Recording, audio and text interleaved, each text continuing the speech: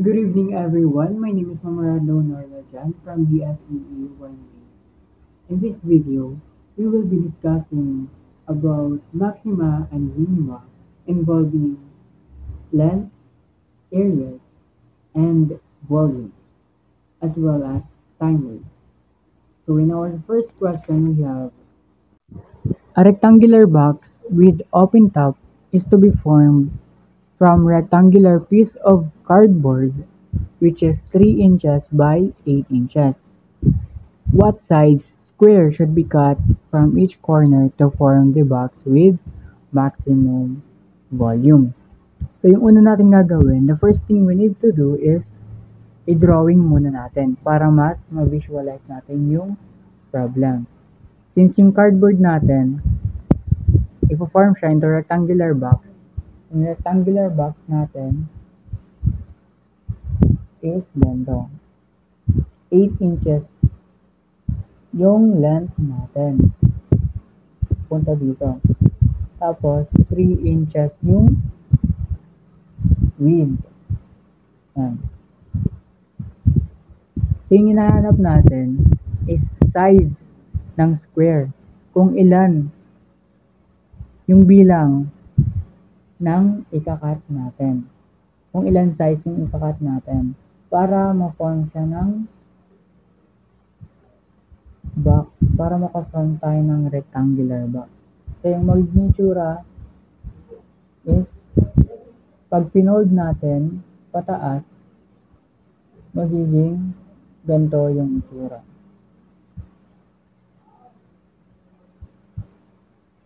So, ganito. Magiging paganto na yung cardboard natin, rectangular box na siya. Since yung nahanap natin is size ng square, dito, ikakat natin, dito, dito.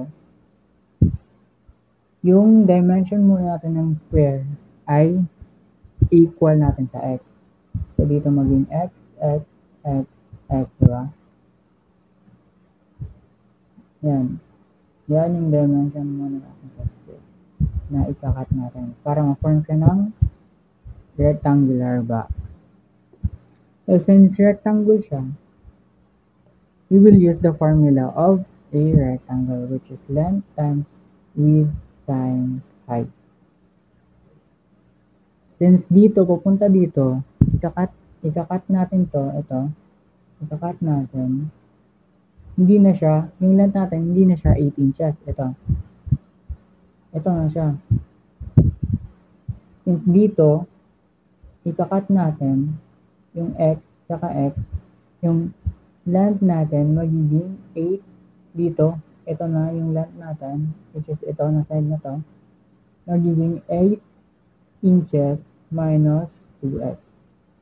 Ganon din sa 3, sa width natin. Since yung height natin, ito, yung x, yan siya. Ito na yung width niya. Ito, ikakat natin siya pa-up. So, ito na lang. Ito. Magiging 3 inches minus 2x din. Tapos yung height natin is ito. Yung height. Siya yung x natin.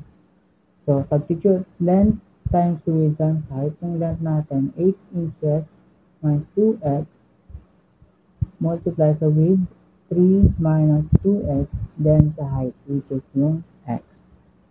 Yan.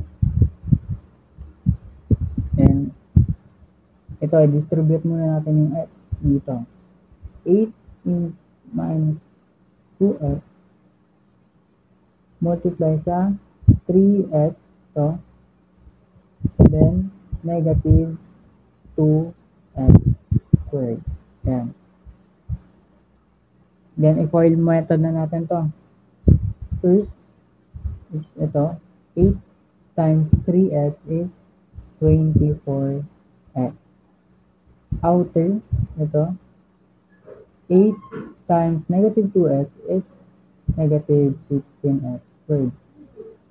Inner, ito, since nag-FOIL tayo, FOIL, first, outer, inner natin, negative 2x times 3x, which is negative 6x squared. Then last, ito, negative 2x times negative 2x squared is positive 4x cubed. Ayan. Equal itong negative 6x squared minus 6x squared, itong parehong may 2 na exponent. Una muna natin itong cube. Okay, siya yung may pinakataas na exponent.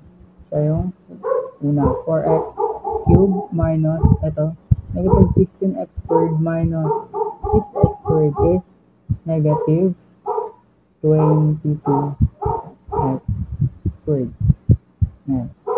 Then ito, copy plus 24x. Ayan. So, first derivative natin sila. V prime of x is equal to magiging 12x squared minus 22 times 2, 44x plus 24. Ayan yung first derivative natin. And then find the root. Hanapin natin yung root. Since malaki pa siya, malalaki pa yung number, i-divide natin siya sa 4 by 4. Magiging ito 3x squared na lang minus 44 divided by 4 is 11x plus 24 divided by 4 is 6. Then, hanapin natin yung root, i-equate natin sila sa 0. Then, i-factor out na natin. Pwede natin ang factor. Magiging 3x to minus 2 and x minus 3. Diba? Equate din natin 0. Yan. So, dito, equating sa 0, equating each factor to 0. Magiging 3x minus 2 equals to 0 and 6 minus 3 equals to 0 din. Ayan. I-equate natin sila sa 0. So, 3x is magiging positive na to, ang 2. And divide 3 cancel, x equals to 2/3. Ito din. Yung positive, yung 3 natin. So, dalawa yung possible na x natin dito. Ito.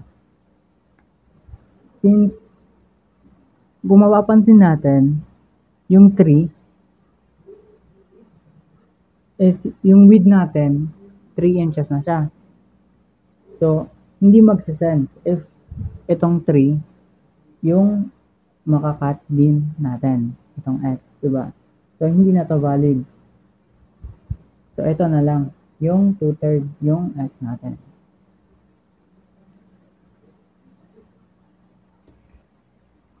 So, i-evaluate natin si 2/3 dito. Yung first derivative natin, which is ito, second derivative test natin. V double prime of x equals to itong 12x, derivative of 12x is 24x minus 44 lang. Yan. Then evaluate 2/3.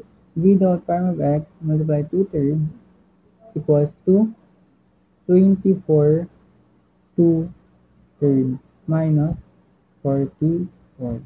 Yan. Yan. 3 divided by 24 cancel si 3 magiging 8 times 2 minus 44 equals to 8 times 2 is 16. 16 minus 44 equals to negative 2/8. Ayan. So, according to second derivative test, pag negative, since negative siya, correct yung equation natin. since negative is the maximum value.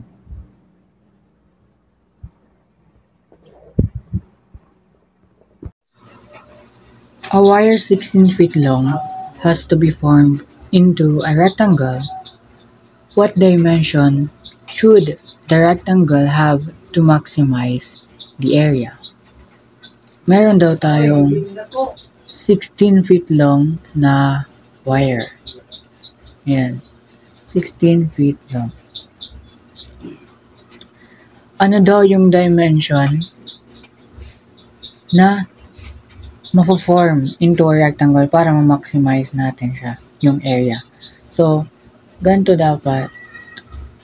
Pag finold natin to, itong y, o pag binend, na form tayo ng rectangle. Yan. Ano daw yung dimension para ma-maximize natin yung area? Yan. Now we have a rectangle. So the form of a rectangle is area is equal to length times width. Since wala pa to, gawin mo natin siyang x and y. So the area will be x times y. Ayan. So ito daw, i-maximize natin to. Ito, i-maximize natin to either x or y. Either in terms of x or in terms of y. Ayan. Since dimension siya, yung perimeter yung gagamitin natin formula sa rectangle, which is P is equal to 2 times x plus y, di ba? So, since yung P natin is given na, which is the 16, equal natin to. 16 equal to 2 x plus y, multiply x plus y. Then, divide 2 natin to para makancel si 2, divide 2. Magiging 8 is equal to x plus y. Ayan. So, in terms of x or y natin to, sila. Magiging 8 is, transpose natin to, minus x equals to y. Ayan. Or, itong in terms of x, in terms of y, 8 minus y is equals to x din. Ayan. So, dito, given the formula a is equals to x multiply sa y, i-transpose natin, substitute natin to. Itong y natin. X multiply sa itong y equals to 8 minus x to. Then a is equals to x times 8. 8x.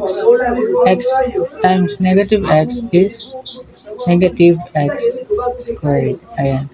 Then, i-derivative natin, first derivative natin, a prime is equals to 8 minus to, minus 2x na siya. Then, equate natin sa 0. Equate to 0. 2x is equals to 8 na siya. Then, divided by 2, cancel si 2x, magiging 4 na.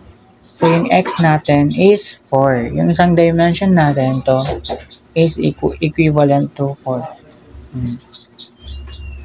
Then, i-second derivative natin if ma-check if acceptable ba yung 4. Since maximize siya, dapat negative yung lalabas sa second derivative natin. Second derivative test, second prime, double prime is equal to 8. Itong derivative ng, yung first derivative natin to 0, which is constant, and negative 2 na lang. Negative 2. So, acceptable siya since negative and maximize yung ayan natin. So, hanapin natin si y din, which is, i-substitute lang din natin kanina itong y. Ito. Y is equals to 8 minus yung x natin na nahanap natin yung si 4. Yan. Minus 4. Then, subtract 4. So, si y is 4 din. Ayan. So, ito yung dimension natin. Yung dapat dimension para maka-form ng rectangle, which is 4 by 4. Ayan. A ladder 25 feet long is leaning against a vertical wall. If the bottom of the ladder is pulled horizontally away from the wall at 3 feet per second, how fast is the top of the ladder sliding down the wall when the bottom is 15 feet from the wall? So, yung una natin gagawin, the first thing we need to do is to draw para ma-analyze natin yung equation. Drawing muna natin. Ito yung wall. A wall. Then, a ladder daw. Ito yung ground natin. A ladder. Leaning. Ayan. Nakasandal. Nakasandal yung ladder natin daw. Leaning against the wall, which is 25 feet long daw yung ladder natin. Ayan. Yung ladder. 25 feet long. And yung dito daw, yung ladder from the wall is 15 feet daw. So, 15 to dito. 15 feet. Then, gawin muna natin tong x. Then, ito yung y natin. Ayan. So, given, let's analyze the given. Meron tayong yung pag-slide, which is yung 3 feet. 3 feet per second. Ayan. 3 feet per second. Ayan sa natin given. Then, ito yung natin, dx over dt, which is yung rate of change natin ng x. Ayan, dx over dt, yan yung 3 feet natin, 3 feet per second. Yan yung rate of change natin, di ba? And, yung hinahanap daw natin is yung second ng pag-slide dito sa wall. So, bali ganito siya. Patumba yung slide niya. Ganyan. So, how fast is the top of the ladder sliding down the wall? Patumba. Ganito kabilis. So, hinahanap natin dito yung respect to time, which is yung dy. dy over dt. Siya yung vertical change nung pagbaba dito ng ladder down sa wall with respect to time. So, ito yung hinahanap natin, yung dy over dt. Ayan. So, pag ina-analyze natin yung na-drawing natin na equation, makakabuo tayo dito ng right triangle, which is ayan. Magagamit natin yung Pythagorean theorem, di ba? Yan, ito. Yung x and y natin, which is yung x squared plus y squared is equal to the sum of the square of the length, ito, is equal to the square of the hypotenuse, which is yung hypotenuse natin 25 squared. Ayan. So, bali, x squared plus y squared is equal to 625. Now, i-derive natin both sides of the equation with respect to t. Yan. I-derive natin both sides.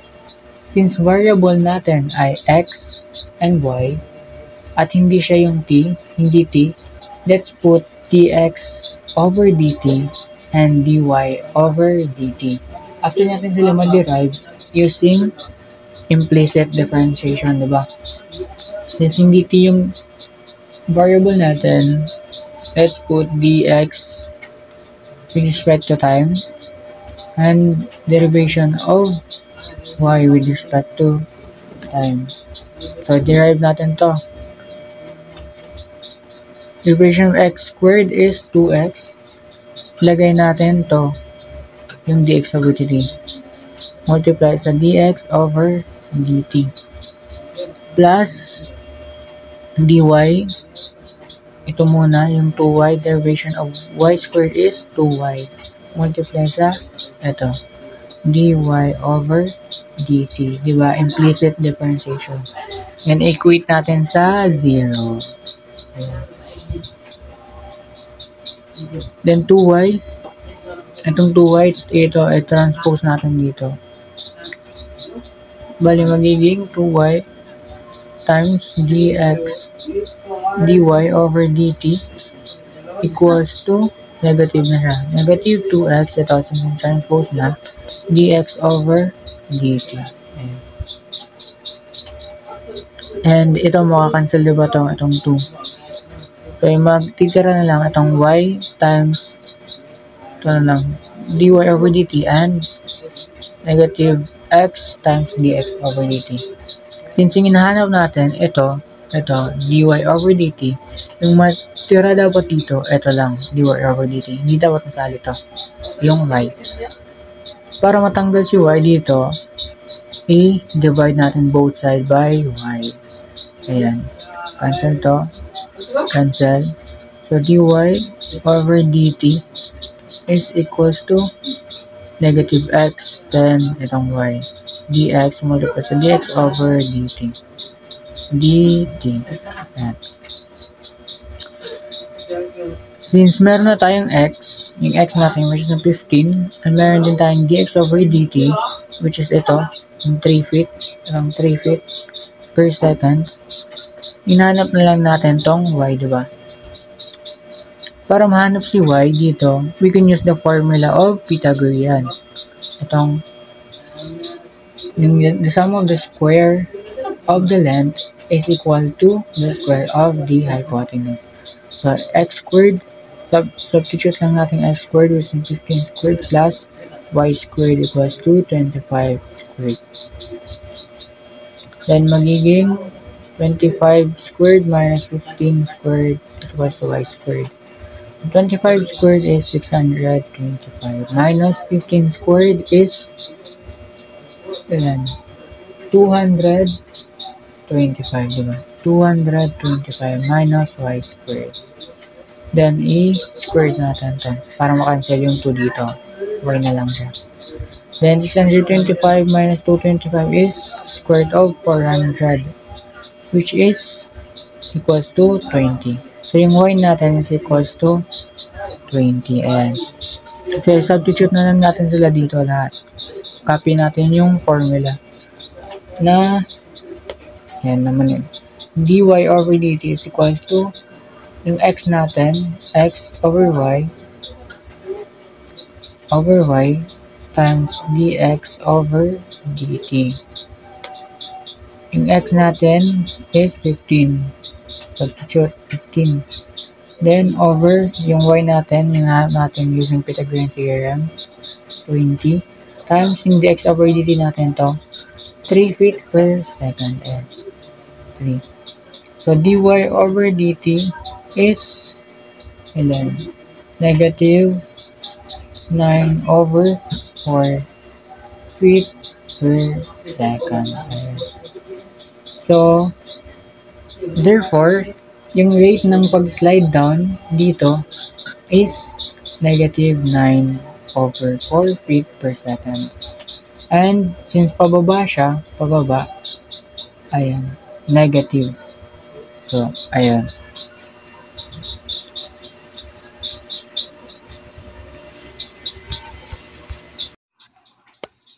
A tank is in the form of an inverted cone having an altitude of 16 meters and a radius of 4 meters. Water is flowing into the tank at the rate of 2 cubic meters per minute. How fast is the water level rising when the water is 5 inches deep? So first is, i-drawing muna natin para ma-analyze yung equation. Since inverted cone siya, ito yung cone natin.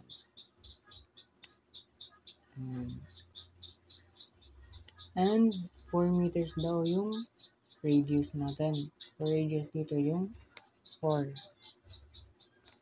Ayan. And, ito yung, ayan. Then, yung height daw ng cone, yung height or yung altitude is, punta dito is 16 meters. 16 meters. Ayan.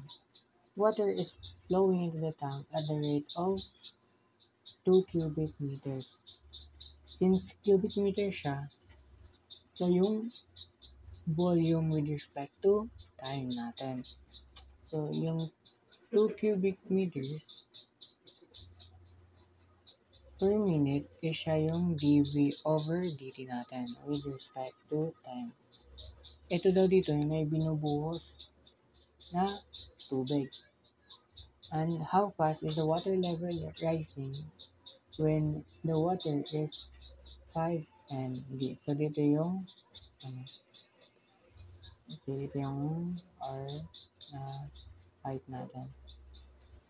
2, 5 and deep. Dito yung binubuhos na tubig. Okay. Since how fast is the water level rising, so yung height, yung hinahanap natin. How fast is the water level rising, yung height yung hinahanap natin, siya yung dH over dt with respect to time natin. Ayan. So kung mapapansin natin dito, makakonfirm tayo ng right triangle. Ayan dito. So, punta natin siya dito. Ayan. So, triangle. Dito yung 4, 16, and itong R, ito, dito. And yung height. Ayan. Yung height. Ayan. So, ito magiging equate natin sila 16 over 4. Ayan. Ito, dito. Equals to, ito din, h over r. Itong maliit na triangle na ito. H over r. Since yung formula, yung volume na hinahanap natin, yung formula is 1/3. Yung formula ng cone, 1/3 pi r squared h. And so that, ito yung r, with respect sa time natin, ito yung gagamitin natin. I-cross multiply natin sila. Cross multiply, yan, magiging 4 equals to h over r. Yung height magiging yung r with respect to height nila. R is equals to 1 over 4 height. So, i-plug in natin dito. Volume is equals to 1/3 pi. Yung r natin ito, 1/4 h squared times h. Then volume, 1/3 is equals multiply sa pi and h squared over ito 16 times h ito. Node, magiging pi ito multiply over 48. H ito multiply h squared times h is 8 cube. Ayan. Ayan na yung volume natin. And i-derive natin with respect to time. Ayan. 1, lagyan natin 1 dito times dv over dt. Equals to ito 4 over 48 times RH. Ito, derivative nito RH squared. Multiply natin sa dH over dt with respect to time tayo. Ayun. So since ito, dv over dt equals to cancel yung 3. magiging 3 divided by 48, magiging pi over 16 na lang. 16. Ayan. Times h squared times dh over dt. Since yung hinahanap natin dito, it's yung dh over dt, ito lang yung kailangan natin. So, para matanggal nito, divide natin. Para matanggal yung dalawa, divide natin both side by ito. Pi over 16 multiply sa h squared divided by pi over 16 multiply sa h squared. So, cancel to cancel. Lagay natin dito. So, na dh over dt na lang. Ito. So, divide na natin. dv over dt divided by pi over 16 times h squared. So, ayan, i-plug in na natin itong dv over dt. Itong 2. 2 divided by pi over 16 multiply sa h.